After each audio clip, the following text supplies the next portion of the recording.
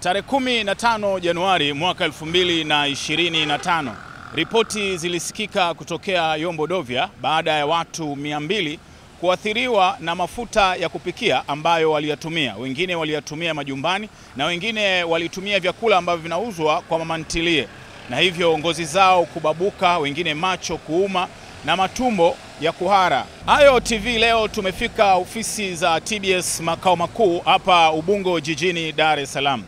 Hapa leo tumeifuata ripoti juu ya taarifa iliyoripotiwa tarehe 15 Januari mwaka 2025 juu ya watu 200 waliotumia mafuta ya kupikia na kudhurika, wengine wakiumwa macho, wengine ngozi kubabuka na magonjwa ya tumbo. Na mafuta haya yanayotoka Indonesia na mwingizaji huyu ni mafuta ya kula ambayo yameshathibitishwa ubora wake na shirika la viwango kule yanakozalishwa. Maana yake yanapokuja huku tayari yameangaliwa kwa utaratibu uliopo wa TBS kwa viwanda vilivyoko nje. Na kwa hiyo katika kufuatilia kati ya Novemba na Disemba 2024 mafuta takribani madumu 7,500 madumu 7,500 ambao kila dumu lina ujazo wa lita 20. Ukipiga hesabu 7,500 mara lita 20, maana yake zilizoingizwa ni lita 150,000. Kwa mantiki hiyo, kiasi hiki kikubwa, kama mafuta haya yalipokuwa naingizwa nchini yalikuwa na shida, tatizo hilo lingekuwa kubwa kuliko ambavyo tumeona. Na hii inathibitisha kwamba maelezo kwamba mafuta haya yalipoingizwa mpaka kuwafikia hao wauzaji awe wa jumla au wa rejareja, yalikuwa yule hasa hao wa jumla, maana yake ni kwamba yalikuwa hayana tatizo. Na hata taratibu za bandarini pale Bagamoyo zimefuatwa, na tunazo rejea za nyaraka ikiwemo nyaraka za TBS ambazo ziliruhusu mafuta haya kuingia hapa Tanzania bara. Kwa hiyo kimsingi ni kwamba mafuta haya yanatoka Indonesia, yameshathibitishwa ubora wake na TBS, yanapitia Zanzibar, bandari ya Bagamoyo, na hivyo kugawanywa kwa waagizaji kama ambavyo nimekwisha eleza. Kwa hiyo hatuwezi kuwa na mashaka na mafuta yaliyoingizwa hapa nchini. Baada ya kuwa tumefuatilia namna ambavyo mafuta yameingizwa hapa nchini, tukafuatilia mnyororo wa mauzo. Kama nilivyoeleza awali kwamba yupo mwingizaji mmoja anaitwa Ali Fadhili Ali, ambaye yeye alipokea kiasi cha mafuta kutoka kwa huyu muuzaji ambaye nimemtaja, Long Wide Traders Limited, ambaye ndio mwingizaji mkubwa. Kwa na yeye alipokea sehemu ya mzigo na kwa hiyo alihifadhi katika eneo lake. Na wakati tukio hili linatukia, alikuwa ameshafanya biashara, na katika eneo lake la biashara alikuwa amebakiwa na madumu 99. Alibakiwa na madumu 99. Na haya madumu 99, wakati tunafuatilia baada ya mlipuko, madumu haya yalichunguzwa. Ikaonekana kwamba lakili ilikuwa imevunjwa, kwa maana kwamba tunapozungumzia bidhaa ili tuseme hata kwa macho kwamba ipo kama ilivyofungashwa kiwandani, tunatarajia kwamba yawe yamefungwa inavyostahili. Sasa madumu haya 99 yalionekana na kasoro. Ya kwanza ni hiyo kwamba hayakuwa yamefungwa. Sasa kama hayakuwa yamefungwa, hatari inayoweza kutokea ni kwamba je, yalifunguliwa kwa ajili ya nini? Lakini hata kama ya kufunguliwa kwa makusudi, unaweza kaeleza, labda mtu mwingine akasema kama ambavyo maelezo mengine yameeleza kwamba labda ni kwa sababu ya namna ya ushushaji na upakiaji kuanzia bandarini, kwa sababu yanakuja kwa mashua hizi ndogo. Kwa hiyo sasa, lakini kwa kutokuwa na nakili, maana yake ni kwamba mafuta kwetu sisi ni kwamba yamefunguliwa, na kama yamefunguliwa, uwezekano wa kuingia hewa, lakini kunapokuwa na mwanga kisayansi, hivi vinaitwa vichocheo vya mafuta kuharibika. Kwa hiyo kutokana na kwamba vifungashio vya mafuta hayo vilikuwa lakini imevunjwa, nini hapa tunaweza kuanza kuzungumzia kosa la huyu muuzaji wa jumla, kwa sababu kama alipokea mafuta yakiwa yamefungwa, ni nini kilisababisha yawe yamefunguliwa? Na ni madumu yote 99. Kwa hiyo hapa tutaongelea baadaye kidogo zaidi, lakini tutakuja kukuta kwamba katika upimaji nilielezea kwa nini tumechelewa, na hili ni eneo moja hapo ambalo lilisababisha tuchelewe, kwa sababu katika hizi madumu 99 ilichukuliwa sampuli moja ikapimwa. Baada ya kupata majibu ya hiyo sampuli moja, hayakutuwezesha sisi kutoa statement. Tukasema tatizo linaonekana, lakini mafuta hayaashirii kuna tatizo. Sasa inawezekana vipi? Kwa hiyo ikabidi turudi kwenda kupima sampuli za madumu yote 98. Sasa hii sio kazi ndogo ya siku mbili.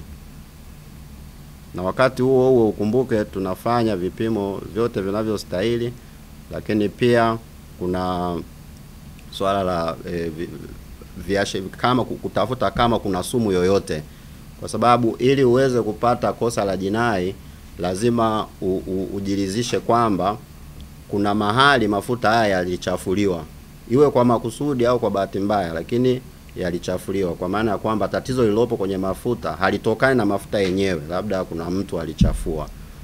Kwa hiyo ndio maana ililazimu pia maabara ya mkemia mkuu wa serikali iweze kutumika kuangalia vitu vingine ambavyo ni nje ya mafuta na nje ya tabia ya mafuta yenyewe. Katika sampuli sasa, baada ya kupima hata 100%, hapo kuna baadhi ya sampuli zilifeli baadhi ya vipimo. Sampuli 12 zilifeli kipimo kimoja cha free fatty acids, lakini sampuli nyingine moja zilifeli kipimo cha moisture content, kwa maana ya uwepo wa kiasi cha unyevu ndani ya mafuta, lakini kuna kipimo kinaitwa peroxide value sampuli moja, na kiasi cha chuma, madini ya chuma iron sampuli moja. Sasa ukiangalia sio sampuli nyingi kwa maana ya ile rate ya failure, lakini vipimo hivi kushindwa ukidhi matakwa vinaashiria nini? Vinaashiria mafuta kuanza kufanya kuharibia. Kwa hiyo unaweza kuhusianisha moja kwa moja na kuvunjwa kwa siri na vile vichocheo nilivyokushavieleza na hali halisi ya mafuta, kwa maana kwamba sasa yalikuwa yameanza kuharibika. Mwishoni mwa Disemba 2024 aliuziwa madumu 20.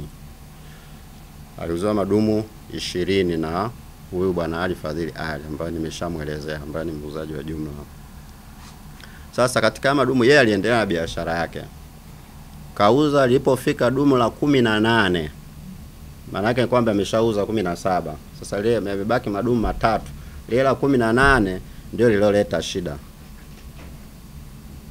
Na alipouza ndio akaanza kupata mrejesho kwamba kuna athari sokoni, watu wameathirika na hivyo. Sasa ndipo yeye akawasiliana na muuzaji ule wa jumla. Sasa muuzaji wa jumla bahati mbaya aliporudishiwa yale madumu mawili ambayo yamebaki, maana lile la 18 lishauzwa. Kwa mawili yale ya bahati mbaya baada ya kurudishwa pale, wao wanasema hawakuona haja ya kuendelea kubaki nayo kama yana shida, kwa hiyo waliamwaga na wakampatia mengine. Sasa hatuna taarifa kama hayo mengine waliompatia alikuwa na shida. Hiyo taarifa hakuna. Kwa hiyo maana yake ni kwamba katika zile dumu 20 alizouziwa, unaweza ukasema dumu 3 za mwisho ndio zilikuwa zina shida, kwa sababu kama zilizobaki pia walizimwaga, maana yake ni kwamba zilikuwa zinaashiria kwamba zilikuwa na shida. Kwa hiyo hii ilisababisha tushindwe kupata sampuli kutoka kwa muuzaji wa rejareja. Sasa tukienda kwa waathirika wenyewe, kwa sababu uchunguzi huu nimesema ulikwenda kwa hatua na kulingana na nini tunataka kukipata. Kwa baada ya kuwa tumetafuta maelezo kutoka kwa muuzaji wa jumla na yule muuzaji wa rejareja, tulikwenda pia kwa waathirika wenyewe. Katika maelezo ya msingi ya waathirika wote walieleza kwamba hata wao waliona yale mafuta walivyoyanunua siku ile, waliona ni kama yako tofauti, na hata walipoyatumia mengine waliona yanatoa povu. Kwa hiyo maana yake ni kwamba tayari wao wakaendelea kuyatumia ingawa waliona kwamba mafuta hayako sawa, jambo ambalo pia si sawa, kwa sababu unapokuwa hata we mlaji unao wajibu wa kujua kwamba hii bidhaa nilivyoinunua iko sawa kadiri unavyofahamu. Na kama iko sawa, tunashauri siku zote kwamba kutoyatumia, lakini pia kutoa taarifa kwa mamlaka husika ili iweze kufuatiliwa. Kwa hiyo bahati mbaya sasa waliendelea kuyatumia na wakapata hayo madhara. Sasa wakati tunafuatilia, tulifanikiwa tu kupata sampuli ya mabaki ya mafuta kwenye kaya moja tu kati ya kaya zile zote zilizokuwa zimeathiriwa. Na kutokana na sampuli hiyo moja ikapimwa, hiyo sampuli moja ikapimwa, na baada ya kupimwa ikaonekana ina kemikali mbili.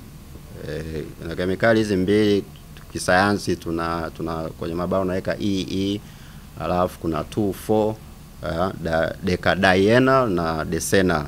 Hizi ni kemikali ambazo kama mafuta yameanza kuharibika, ukisha yachemsha kwenye joto zinatokea.